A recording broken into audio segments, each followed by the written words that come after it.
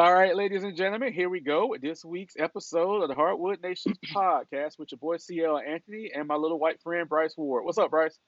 What's up, man? Not much. How are you? I'm doing great. Hey, for last week's episode of the Heat Lifers podcast, I don't know if you noticed, but I introduced Kevin as my tall white friend, not my little white friend. So I'm sure you said something disrespectful to me, I, so that's that's what we not. do here. What's That's what we funny do. is, you're like barely taller than me, so yes, I am short, but for you as well, you're incredibly short as well. So I I am mean, I am it's five funny that you called seven. me. Yeah, I mean, well, that you got NBA stats padding your height, then. I am 5'7". That's what's listed on my driver's license. So I am a rotund 5'7". That's I pretty short, anyways. And on top of it, when you gaining weight like you are, it makes you look shorter. I am the second coming of the round mound of rebound. So there's a shout out to Sir Charles on that one. But that's what I am. How's your week been going, my man? Uh, it's long, man. It's been Hey, long. I'll tell you something funny before we jump into it this week. Um, the asshat that tried to drop the comment on the YouTube saying that we're the worst podcast ever. I almost changed our name to the worst podcast ever. Just like the rib the guy. I almost did that. How do you feel about us naming this the worst NBA podcast ever? I mean, we could. I wouldn't Would you care. go for that? Would you go for that? Like you would be okay with that? All right. So to the asshat that gave us that comment, we appreciate you, and to our other five fans, we love you and thank you for supporting us. Hmm. All right, I mean, Bryce. it's just Go ahead. funny. It was hilarious, bro. And his grammar, by the way, wasn't that great. I think his first name is Greg. I can't remember his last name right now. Don't Hey, say it. Don't but say his Greg, name. we love you, Greg, and we appreciate you. And keep up the hate watch. We appreciate you. Keep up the hate watch. All Hmm. right, Bryce. Let's get into it. So speaking of hate, there are some people who our brother Cortez likes to call the sexuals who are kind of upset this week that Dr. J didn't name LeBron James as one of his top players on his first team selection or his second team selection. How do you feel about the sexuals being upset at NBA and ABA legend and street ball legend Dr. J? Well, if that is the section of fans or the people that are vocal about being upset about Dr. J's opinions, um, it trends because it's probably an age thing. It's getting to where no matter what your opinion is, if you go against like the social majority that's on the internet, because that's the loudest, then it's like it creates drama for some reason, and so all these young kids love LeBron James so much. And I'm a fan as well, but I mean, we're talking about an opinion of someone. He's a legend, so it carries weight. Like people listen to him because he knows what he's talking about and stuff. But the man's picking his all-time favorite, like his all-time two teams. Like that's fine. A lot of the people he's played with, some he even like you just said before the podcast, he didn't even pick Charles Barkley that he played with. So it seemed like it's pretty like top tier. I saw Oscar Robinson on the name. MJ. It's like there's a few people on there that's like just complete NBA legends. I'm not saying LeBron isn't that, but there's a lot to pick from, and it's an opinion. It's the man's opinion. So for fans to get upset about it, they can fuck off. Oh, we're being flagrant today. I love it. like, We're, like we're gonna offend everybody. it's just annoying. Like, people are allowed to have their opinions. If you don't like it, you can fuck off. Like, I don't get it anymore. Like, I'm getting to the point where a lot of this, and it leads like towards like cancel culture in a way. You know how like people get upset with something someone said. This is like the lightest example of that. But the fact that it's like a news article that people have to talk about it. Yeah. 10 years ago, people wouldn't have talked about this because it's a non-factor, or 20 years ago, and I don't think it's like a softening of like some of that is like a softening of society, I guess you could call it. I don't know what you call it, but either way, people talk about it more, and I don't understand it. Like you're not allowed to have a different opinion, You're not allowed to not have LeBron James on your two all-time list or two-team all-time list. Like, come on. Yeah. And if I was like, well, Dr. J doesn't have to speak on it, but it's like it's just silly. It's silly that we have to address it or that people got mad or upset about it to begin with.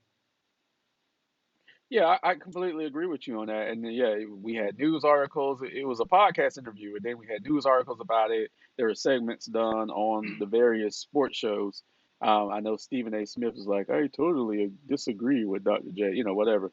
But here's the list. So for Dr. J's imaginary NBA first team, he would have Oscar Robertson, Jerry West, Wilt Chamberlain, Bill Russell, and Elgin Baylor. That's tough. That's really tough. For his second team, he would have Magic Johnson, Michael Jordan, Larry Bird, Karl Malone, and Kareem Abdul-Jabbar.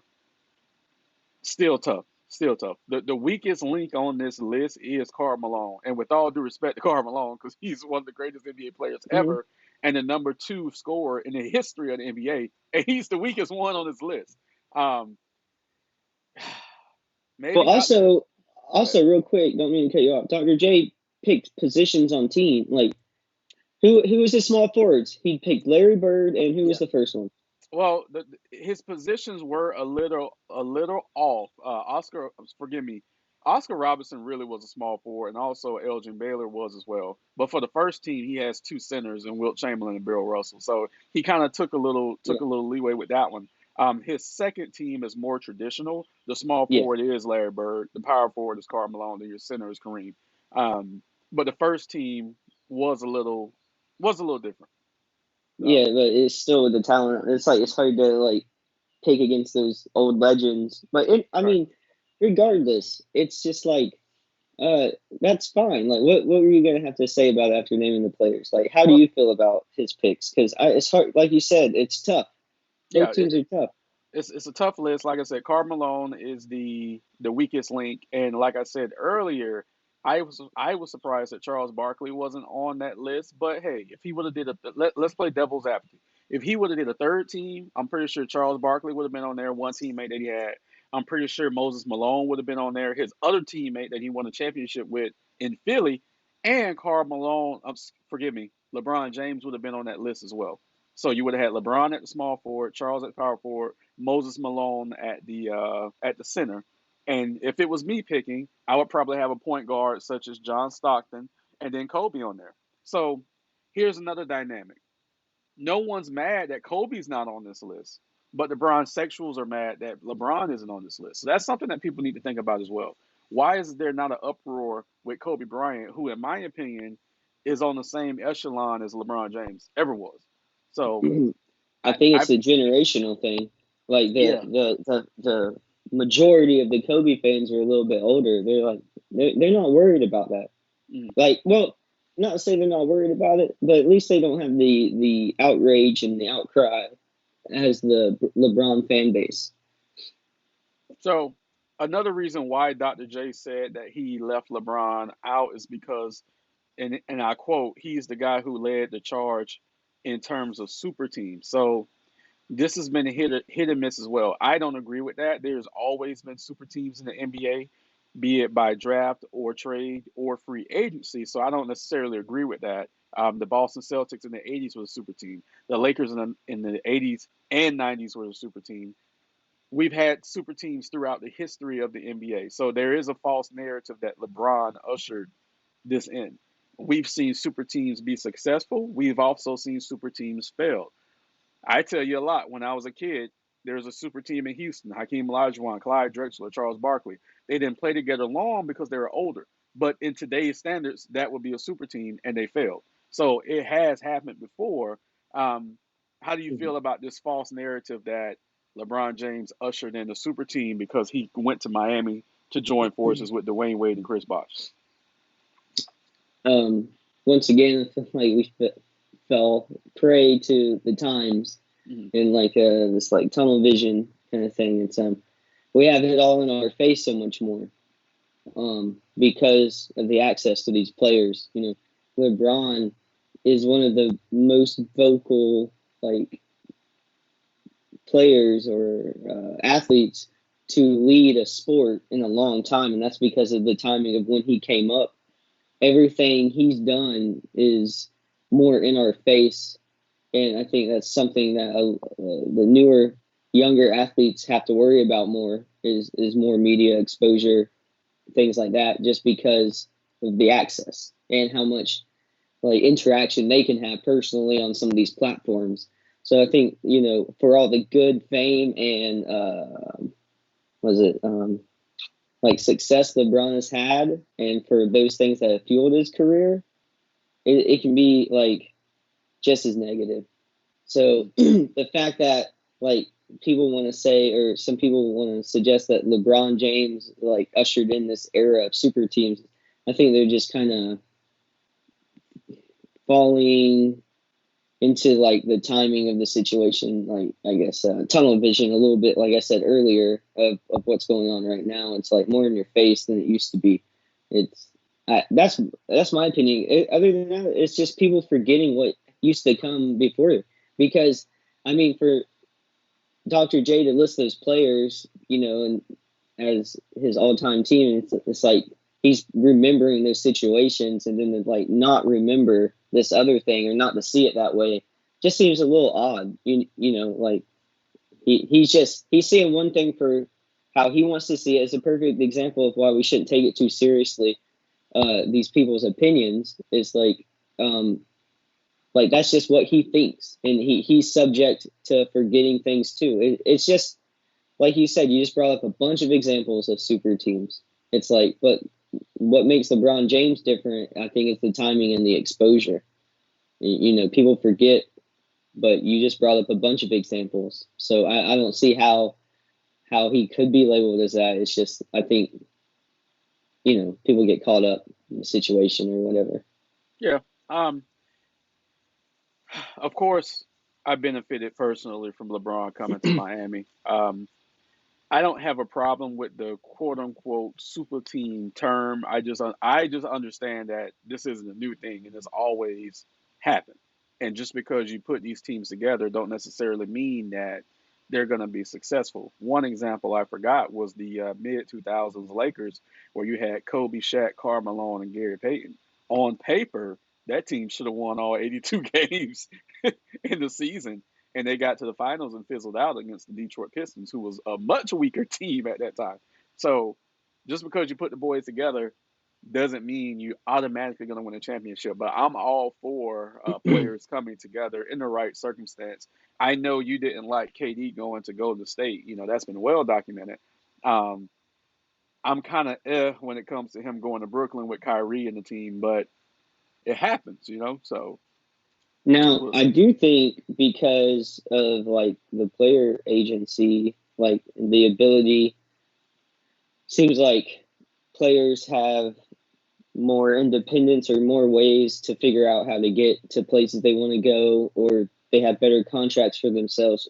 Whatever it is, it seems like players are going to the teams or playing with the people that they want to play with more than they used to.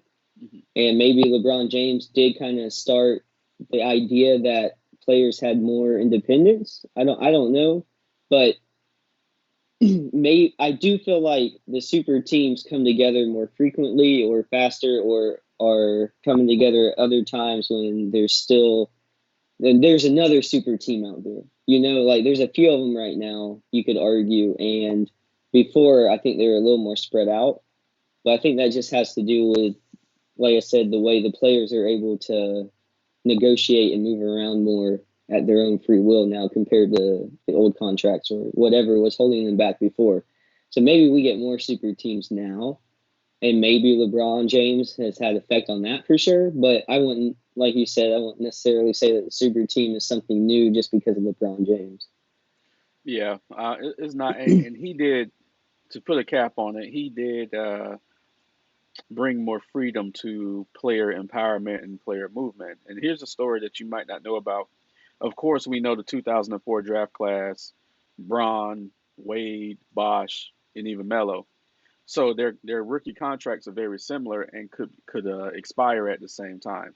So those boys got together, all four of them. They got together and was like, okay, this is what we're gonna do when our rookie contract is up. And then our next contract, we're going to take a shorter deal, which would give us more flexibility for our big contract. Melo was the only one that didn't agree to it. The other three agreed to it. Melo didn't agree to it. So when in the summer of 2010, when you had Wade, Bosh, and LeBron become free agents, if Melo would have followed their lead, he would have been a free agent then too, because Chicago was knocking on his door. So when Chicago missed out, because Chicago tried to pair Wade and LeBron, but they couldn't make the money work. So Miami was like, hey, we can do Wade, LeBron, and Bosh. So that's how that move happened. But Chicago was actually in the running for that. What if Chicago would have got Carmelo Anthony and paired him with Derrick Rose? Just think about that. Yeah. Just think about that.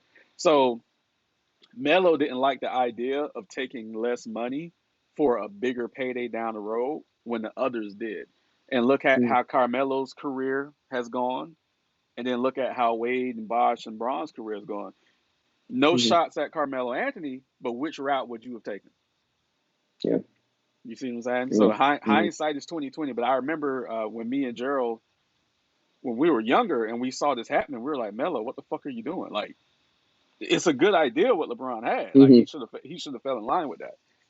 But he took more money at the time with Denver. He signed a huge extension. You saw how it ended in Denver. He went to New York. Yes, he got paid in New York, but then he started falling apart. His body started failing Yeah. him. So, whew, that was a lot. Mm-hmm. Thank you for giving us that nugget, Dr. J. Thank you. Before we jump into the standings, Bryce, I just want to ask you because you are in a dogfight in fantasy. I want to ask you how you feel about your team going into today, which is the last day, where you can kind of make a difference, win or lose. How you feel going into the day?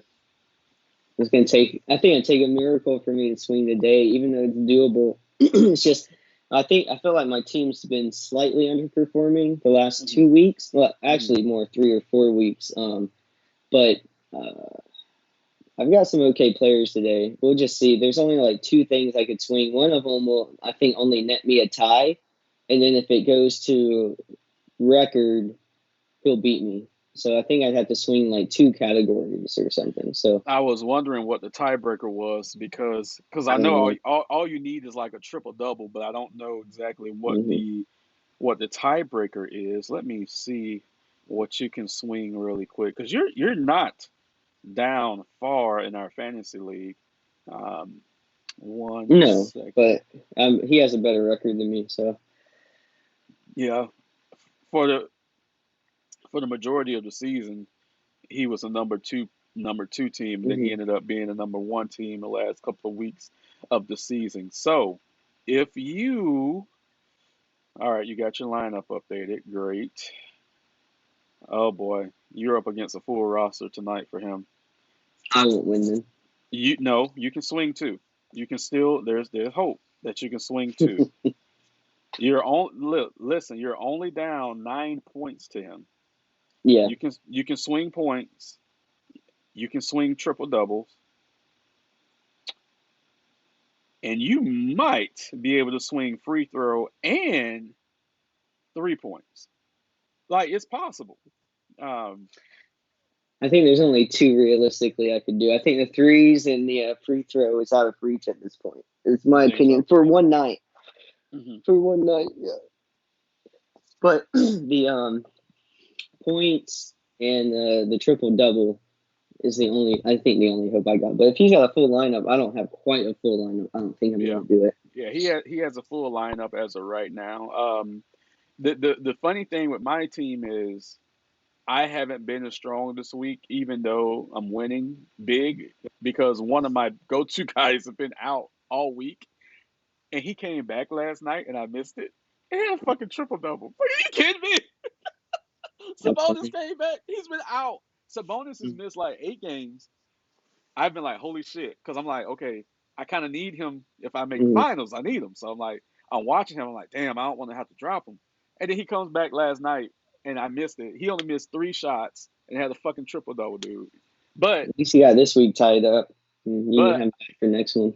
look, I will say this though. Luca came through for me, and Luca had a triple double last night, and Luca dropped 20 assists too. I was like, God damn.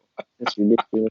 Yeah, I forgot how many points he had. 13 rebounds, 20 assists. And I can't remember how many points he had off the top of my head. All right, so we're going to run through the league. We're going to run through these standings. We're going to talk about anything that pops up as we run through these standings. As always, since we're on the East Coast, we're going to start with the Eastern Conference. That's our heart. That's our home. Number one in the Eastern Conference is the Brooklyn Nets. They're the Nets. Nothing has changed. Kyrie's still playing great. James Harden is still out. Kevin Durant is still in and out of the lineup with injury management. Does anything with the Nets at this point stand out right now? No, I haven't. I have a feeling that KD is going to probably be mostly healthy for the playoffs. I think some of that is just like more or less resting him as well. They're just maybe hiding some of it behind injury now because it's been so much. Not necessarily like hiding it, but just like being overly cautious. Gotcha. So I have a feeling that he'll be more ready to go for in the playoffs. Maybe for Harden too. At that point, they probably got a taste of what it was like to play, and they're just like feeling like that's good enough. They're probably just as confident as ever. I mean, they have the number one spot. There's nothing to worry about yet. The playoffs will be an experiment. It's their first Yes. time together, so nothing has really changed for them, in my opinion. Yes. Their last 10 games. So I'm gonna talk about each team's last 10 games too, because there's something that stands out there. Their last 10 games, they've been 6-4. The Philadelphia 76ers, number two, they're half a game behind the next. Excuse me, they're actually on a 3-game winning streak.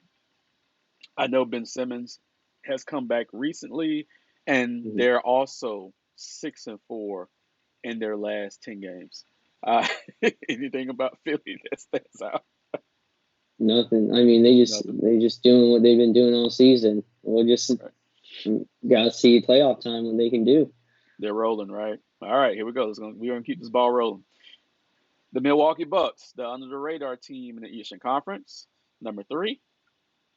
Their last 10 games are 6-4. Kind of see a pattern forming here.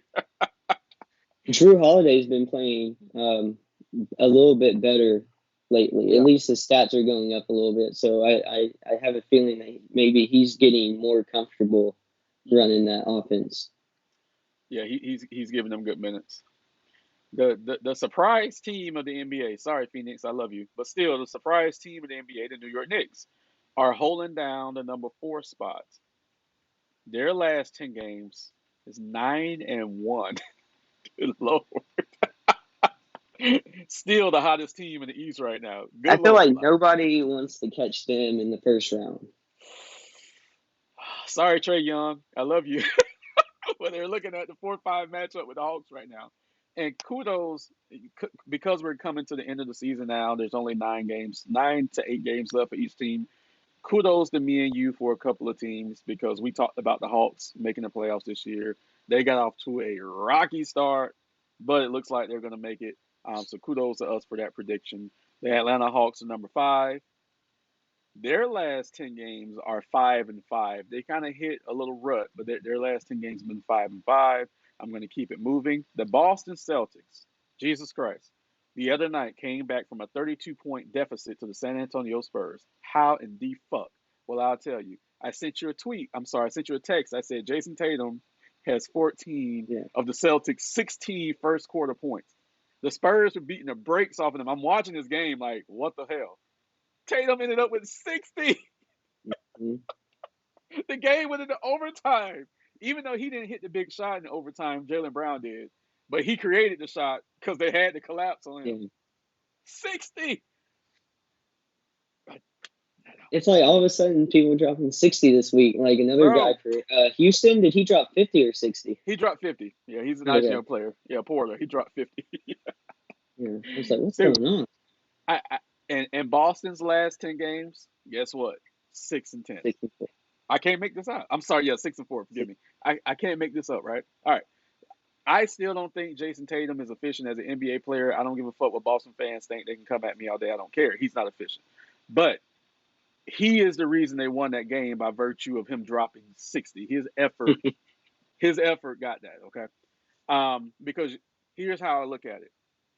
If you drop 60 and you win, or even if you lose, make it a close game. Don't drop 60 and lose by 20. That's a bad sign. So he didn't win the game, but even if they would have lost, the game was close. All right, the number 7 team in the Eastern Conference, my Miami Heat, last 10 games. Go ahead and predict it. Go ahead. Say it. 6-4. 6-4 Yay! It was for easy. the Heat. It's easy, right? It's getting easy now. And then the number 8 team, the Charlotte Hornets, it's a little different. 4-6 their last 10 games. But they did get back their shooter Malik Monk, and then they got back LaMelo Ball yesterday. So Charlotte's going to win a couple of games. Just to talk about Miami a little bit, we have Charlotte tonight, which is a huge game, and then we play the Celtics twice this week.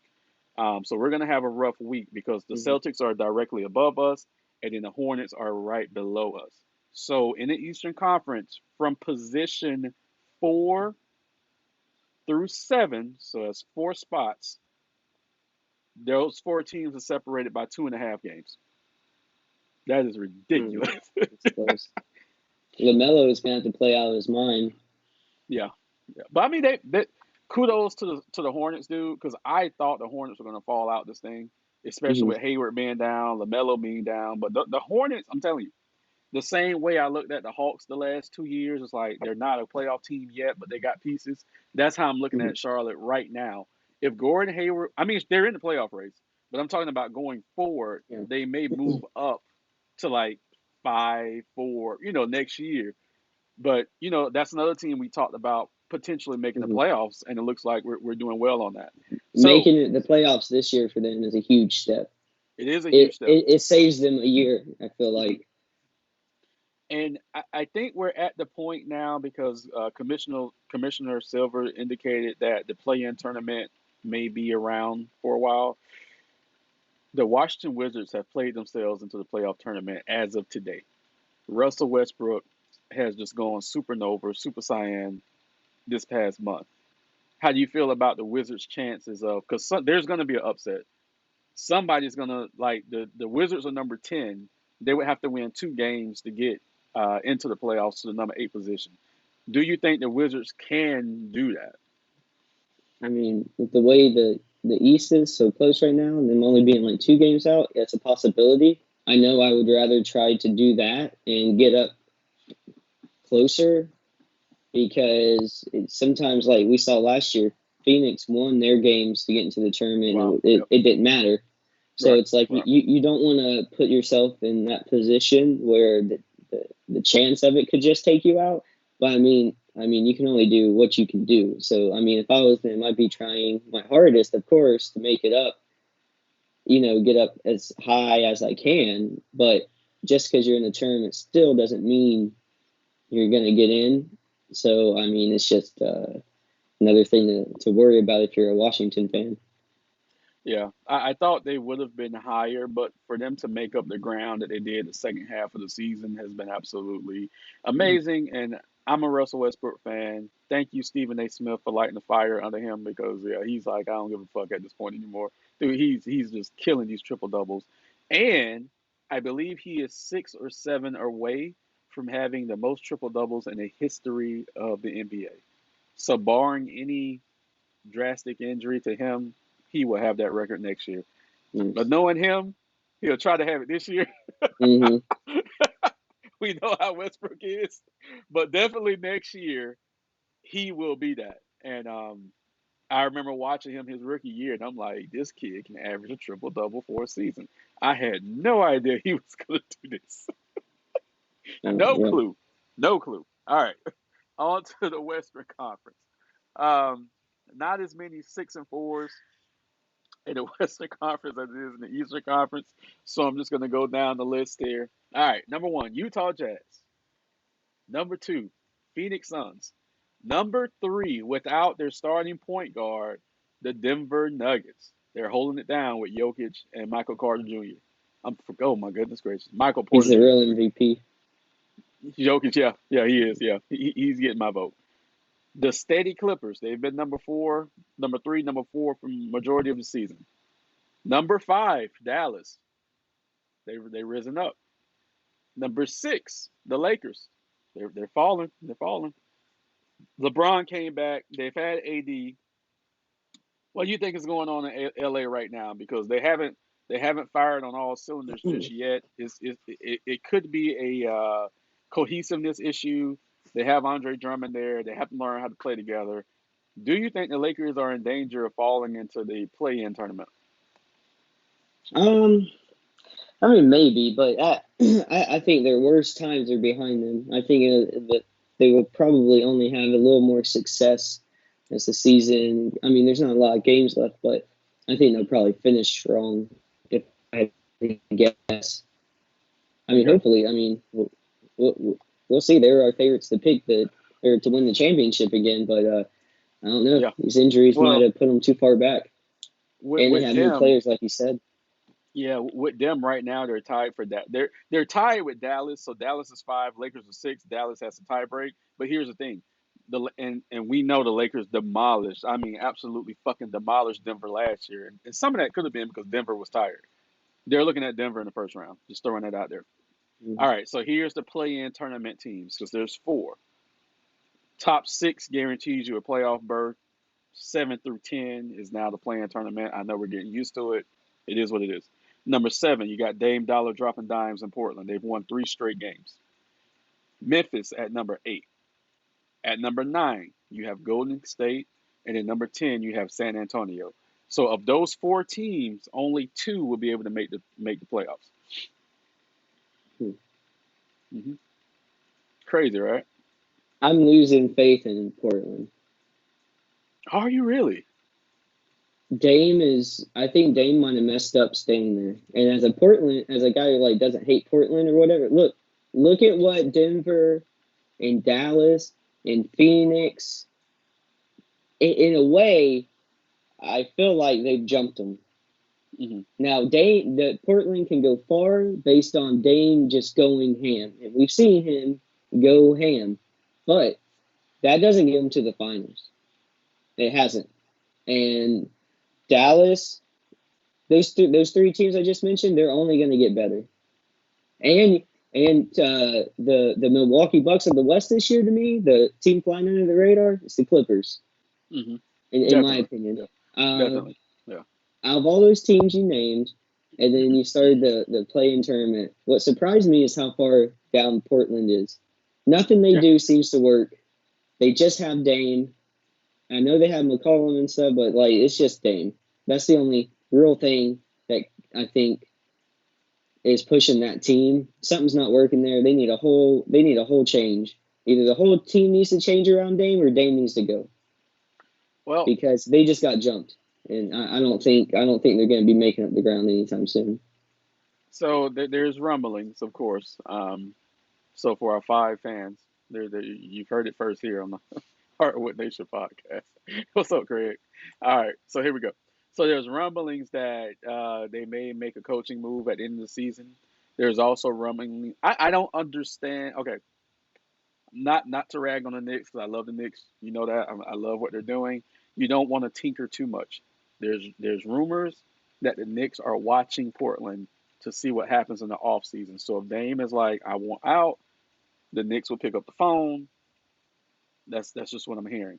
I don't think the Knicks should tinker too much with what they have now.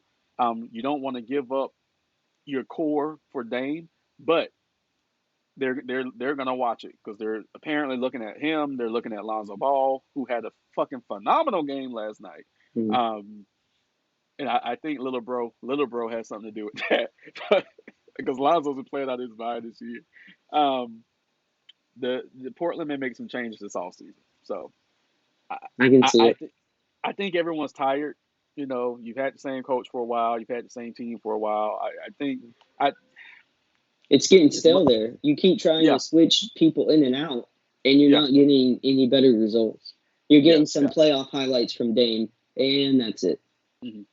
Yeah, I think it's time Hmm. for them, and it makes me feel good that you've noticed and that it's time because you've been watching basketball for a long time, so you can kind of see the writing on the wall. You can always see the writing on the wall Hmm. when it's time to break up a team. So yeah, Portland's getting to that point, and you made a great point about the other teams that have passed them. And those other teams in that playing tournament, I think Memphis has me most excited. I mean, San Antonio just seems kind of like it's odd that they're even stuck around at like that point. It's just they're an odd team this year. Nothing great, but the Memphis teams sometimes they're exciting with that young what's his name, Yeah, Ja. yeah, Ja Morant. Yeah, Yeah, he that kid is special. he is. So He's I very think of those special. teams they seem interesting, but Hmm. Portland probably comes out of that. I think they win that or they're one of the top teams in that play-in. I worry about Ja long term because of his playing style. I worry about him like injury wise. Um, I I watched the Spurs play twice this week. They played Miami and then they played. I watched the Boston game. Greg Popovich is coaching his ass off. Now we already know how great Pop is, but when I tell you, outside of DeMar DeRozan, he has a group of kids. Dude, they look like they're 12-year-olds out there. I almost said, but I haven't watched their game, so I couldn't say for sure. But I was like this close to saying in my comment, I was like, and It's a I bunch of guess the reason kids. they're there is just because Popovich is coaching them. Like Dude, that's he's the coaching because his I don't ass off. see anybody on that team except DeRozan, like you Yeah, were saying. dude, it's a bunch of kids. Like I said, a bunch of 12-year-olds running, and they look, and they're young, they're skinny, they're frail. It's like look at these kids. Patty Mills is still there. They can knock down shots and they play good defense. And yeah, I was upset, of course, that they lost that game with Boston, but that's what young teams do. They have to learn how to win, but you also have to learn how to lose. They learn how to lose that game. Um, but yeah, of those four teams, if I saw two coming out because I know it's going to be an upset somewhere, I'm actually going to say Golden State and San Antonio will upset Portland and Memphis. And if that happens, God knows Portland's going to be done for. Like you have to blow it up at that point. Hmm. But Yeah. just watching the Spurs play, it was so impressive. One last thing I want to say about the Nuggets because I looked over this because they've been without Jamal Murray now for about 3 weeks. They're 9-1 in their last 10 games. They're good, man. They haven't missed a beat. They haven't missed a beat. So, and Riley agrees with me. Go lay down, sir. So, you have any last words for us, Bryce, this week?